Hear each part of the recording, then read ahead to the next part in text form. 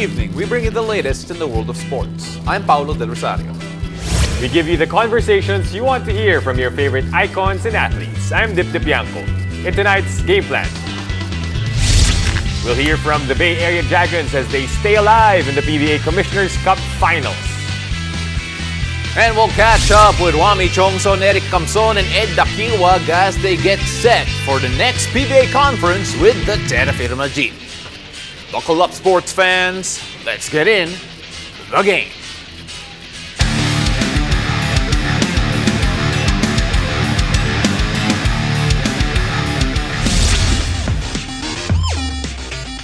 The comeback was real for Bay Area as they survived Barangay Ginebra in Game 6 of the PBA Commissioner's Cup Finals 87-84. We caught up with the Dragons who shared their thoughts on forcing a Game 7 against the crowd favorites. I think Myles is the conversation for this, is just his will. You know, he's not in good condition. He's not in great basketball shape to walk in this, but he would not let this thing go. And this young team, he gave them a belief. You know, he kept coming during that. I used all my timeouts during that last 5 minutes just to rest him. And he kept telling the guys, we're not done, we can do this, we can do this. And he just brings a belief and a will to this. Our team's come a long way in those areas. We were diving on the floor, we were grabbing loose balls, we were getting to the foul line, we were making important shots, and we just didn't have that in us 4 months ago. Little adjustments, and more. You know, I thought we put more pressure on up the floor than we had in the last game. I thought we were more competitive on the glass, especially in the first half. We defended better. So just those cornerstones, getting better at it, moving the ball without turning it over and handling their pressure. It's do or die. You know, we've been working hard since August. So our coach tells us, you know, take it one game at a time, and we're playing for our lives. So you gotta be willing to play through an injury for sure. Yeah, it's not bad. It felt a lot better in the first half, but as the game went on, it got a little worse. I was talking with Tenorio a little bit throughout the game. I'm like, yo, are you okay? He's asking me if I'm okay, but these extra days off will help a lot. Just locked in, focused, and ready to lead the guys. First off, obviously this is my first pro contract, right, at the age of 22, so it's a great experience. Never been to the Philippines, and obviously, like, no mistake, probably one of the best countries I've been so far. It's been really fun, exhilarating. With our journey as well, it's just been crazy, you know what I mean? Like, just playing basketball, short season, and the fact that we're in the finals is also crazy for a brand new team as well. So it just shows our growth as a team, as a family, and how hard we work. So I'm excited for the finals. I've grown a lot. I'll tell you that. I've grown a lot. I used to be that, you know, that one quiet kid in the corner, just relaxing, you know, just observing and all that stuff. And these guys, you know, took me out of my shell, you know what I mean? They got me better. Myles, Powell, they got me better as a player, as a person as well. Coach Brian made me like a person, like a better man for sure. So I've grown this much since I've been here, that's for sure. This is crazy. I don't know how else to say it. It's just crazy, you know what I mean? Like, we went from, you know, an unknown team, brand new to the PBA. Now we're in the finals. Obviously, like, we're facing against the home team, the team favorite as well. Of course, they're gonna, you know, not cheer for us, but at the same time, it's like, it's exciting, you know what I mean? So, yeah. I'm gonna just play my hardest. So if it's off the bench or as a starter, you know what I mean? Just play hard, give all I get. You know what I mean? It's one last game, so it's all it takes.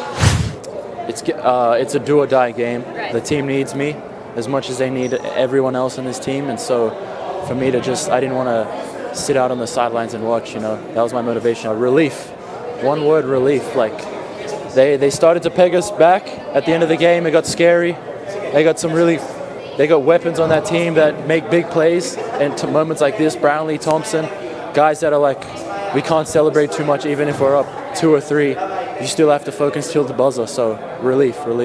I'm gonna play hard, whatever it takes to win. You know, hopefully my teammates are all thinking the same, and Ginebra's probably thinking the same. It's Game 7 of the finals. It's a lost game. It's a lost game for us for a while.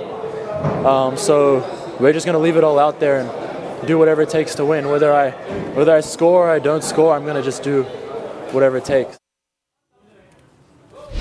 see the Bay Area Dragons in Game 7 of the PBA Commissioner's Cup Finals on Sunday. And after the break, we'll continue the PBA Finals conversation as we dive deep into what to expect in the do-or-die Game 7 of the PBA Finals. Stay tuned. You're watching The Game.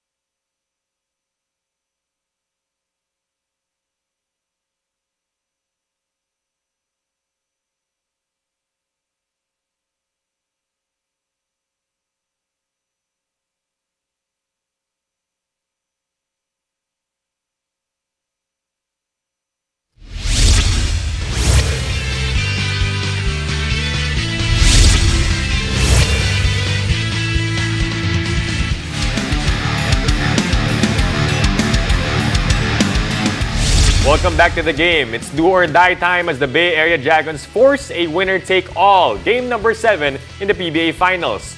Now with us to discuss what happened and what we can expect in Game 7 is PBA analyst Coach Mark Molina. Coach Mark, welcome to the game and game number 7 for Barangay Ginebra and Bay Area Dragons. By the way, first time maglaro ni Myles Powell against Ginebra. He was sent in as the import.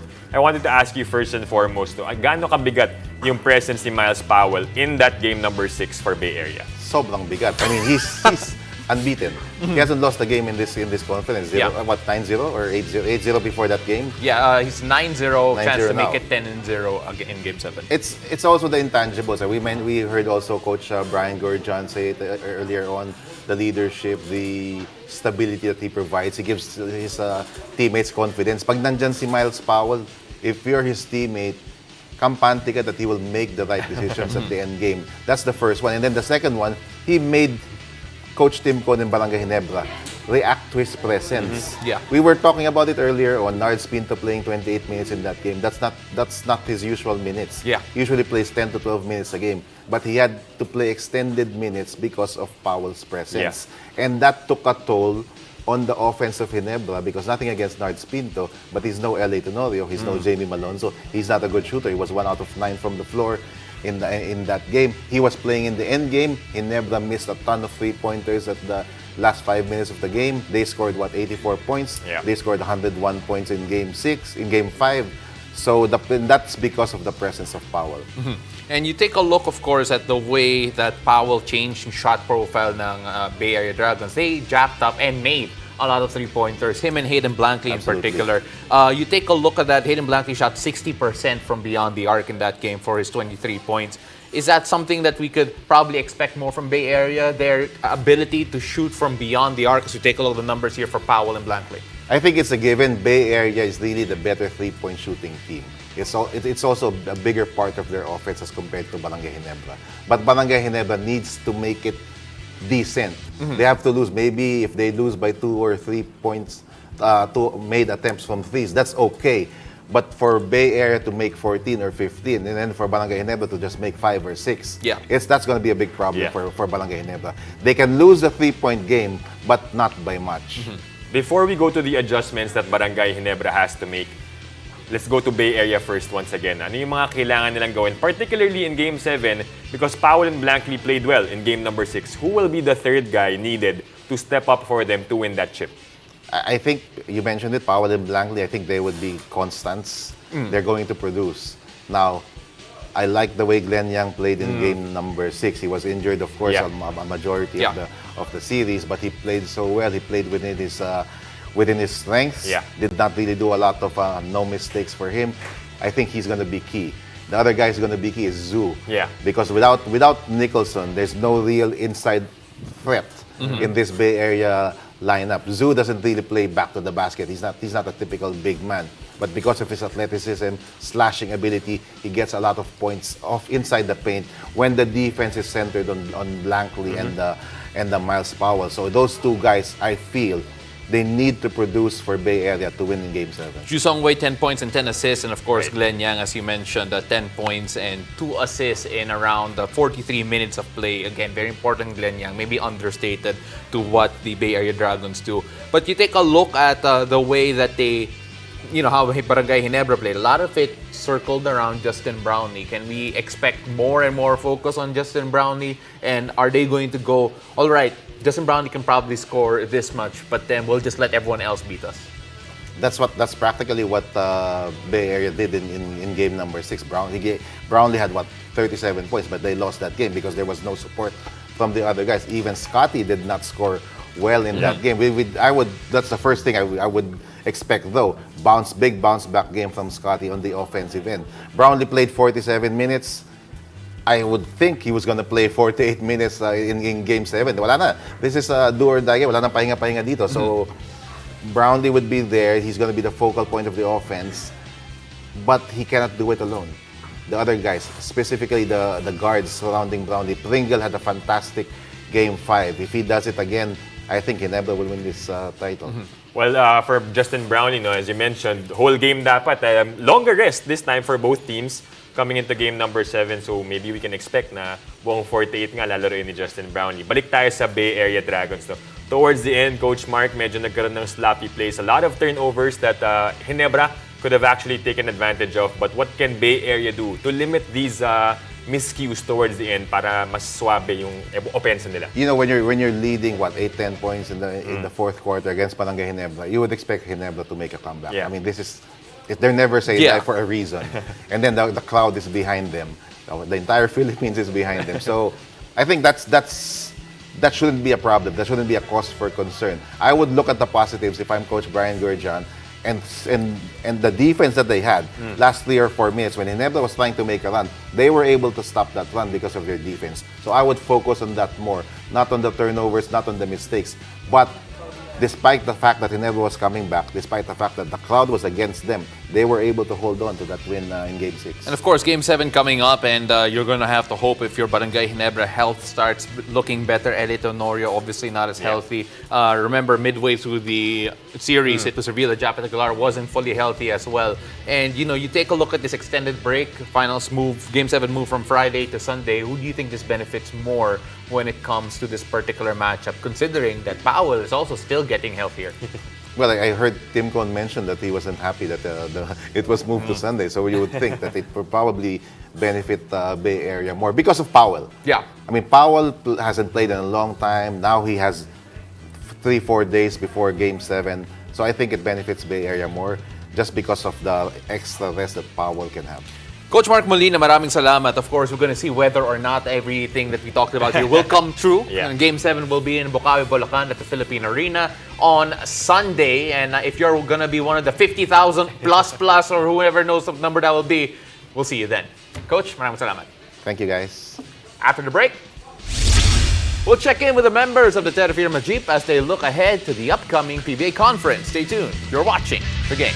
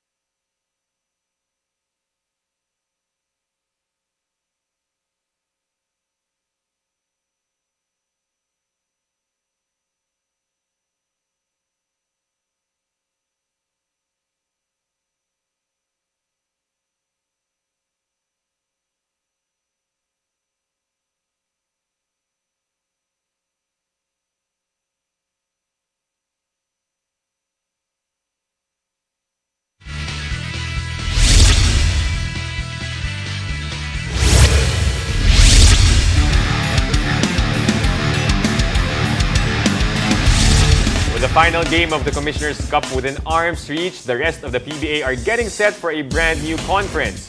Joining us tonight to talk about the Terrafirma Dyip as they prep for the Governor's Cup are members Juami Tiongson, Camson, and Ed Daquioag. Mga idol, guys, welcome to the game. And of course, itong conference na to, last Commissioner's Cup, finally, nakuha niyo yung panalo niyo and magandang outlook yun for you guys heading to the Commissioner's or the Governor's Cup rather. I want to ask you, Juami, first, no? Ano yung mga maaasahan namin sa Terrafirma heading to the next conference? Coming into the next conference, for sure will be competitive because now we have Ed Daquioag back. Right, yan. Crucial player, siyempre. After we lost him, medyo we went downhill. So now that he's back, I think we'll have quality games. Hopefully, the goal is to make the playoffs. And of course, again, for those who don't remember, si Ed was out for a long time due to injury. Ed, pakwento naman muna yung rehab process mo kasi 7 months, if I'm not mistaken, yung proseso na yun. And how excited are you to finally be back dito sa PBA? Siyempre excited and then siyempre new year and then new contract din. So sobrang blessed and then sobrang saya kasi may ilulook forward ako. And then siyempre para makasama ko din sila ulit and paglabamin yung team namin and doon naman sa rehab ko it's almost 7 months na. So mahirap nung una lalo na yung mga first 2 to 3 months niya kasi sobrang sakit. Kumbaga, yung mga ginagawa, kumbaga, mahirap. And then, siyempre, hindi ko masyadong may galaw, di ako But now, after that 7 months na hirap, then, I think, pwede naman na. It's good na na-miss mo si Eric. Oh, of course yan. Just had to make sure. We look forward sa game number 1 pagbalik mo in the next hopefully. conference, Ed. No? But congrats sa inyo for the extension, guys. Eric, ikaw naman, you also went down with an injury this conference. No? Ano yung challenge mentally siguro na now for a few games you mentioned, siguro you'll have to support your team muna from the bench. Ano yung challenge para sa'yo heading to the next one? Siguro yung gusto namin na manalo lagi eh. So, after kong ma-injury, so hindi pa ako 100% na nakabalik. So, parang game time decision na kailangan ako sa team kasi like Isaac and then Ed nawala eh. Right. So, ako naman siguro sabi natin malayo to sa bituo, kaya ko pa naman and then ayun, kahit pa paano makatulong ako, yun ang kasi sobrang namin na gusto namin makuha yung panalo and then maputol yung losing streak namin. Well, Juami, I think since mentioning losing streak na yun, it wasn't a great conference, especially record-wise, and I can only imagine what was going on behind the scenes as well. Pero you go into this season with a lot of hope. From what I've heard, yung import that is coming in, si Jordan Williams, it has been a great fit for the team so far. Can you give us a little preview of how you guys are approaching the Governor's Cup? Right now, we've been working on our getting in shape, our conditioning. So hopefully, kasi ako personally towards the end, I would always run out of gas. So I guess yun yung focus namin right now is get in better shape. And with Jordan Williams, I think you could expect a lot from him kasi he could create his own shot. He's a good shooter. He creates his own shot, creates for his teammates. And as of now naman in practice, sobrang ganda nung pinapakita niya. Right, Ed, let's talk about individual goals this time. Personally, ikaw galing ka nga sa injury, no? First game back mo, aabangan natin yan. Ano yung parang may personal goal ka ba na nilook forward to, gustong gawin in the first game back? Or for you, steady lang, no? Slow process getting back in shape? Ayun nga, napag-usapan din namin ni Coach Jan yan na tinanong niya ako kung gaano na ba ako talaga, ready and all. And then sabi ko sa kanya, ready na ako, Coach. Sabi ko ganyan sa kanya. But for me kasi, syempre yung mentally, syempre andun pa rin yung, yung what happened and all. So syempre, sabi ko kailangan ko lang ma-overcome yun, Coach. So in order to do that, sabi ko ganyan, kahit sundot-sundot mo lang ako and makuha ko lang yung rhythm ko and all. Kasi iba yung timing iba yung timing, 7 months na wala kang laro and syempre may iniisip ka na, baka mangyari ulit or, yung mga ganon. So, siguro yun lang yung ko and then, siguro kung yung minutes na ibibigay ni Coach sa akin, then, ma-maximize ko na lang. And of course, to piggyback on yung mentality, kasi, well, Eric, kanina nag-uusap tayo, parang mas confident kayo going into this conference, at least compared to what it was last conference. Saan nanggagaling yung confidence na yun, sa preparation ninyo? Kasi it feels like this is a team that wants to do better and will probably do better next conference. Siguro ngayon, masasabi ko, magiging one page talaga kami na solid. Especially sa import namin. Sabi ko nga sa'yo kanina, good attitude. Yun ang mahirap eh. So may mga import na magagaling, tapos yung attitude naman wala. So ang hirap i-balance ng coach tapos sa player na gano'n. Siyempre, kailangan mong i-maximize yung import na gano'n para lang siyempre yung bayad na gano'n. Pero sa amin local naman, siguro yun nga, may good import kami and then kami, siyempre yung mga attitude namin is magiging parang magiging hawa-hawa na kami. And then lalo na ngayon, nakabalik si Ed and then meron pa kami mga players na willing to play lagi sa amin like Juami na thankful kami na nag-stay pa rin sa amin na yan,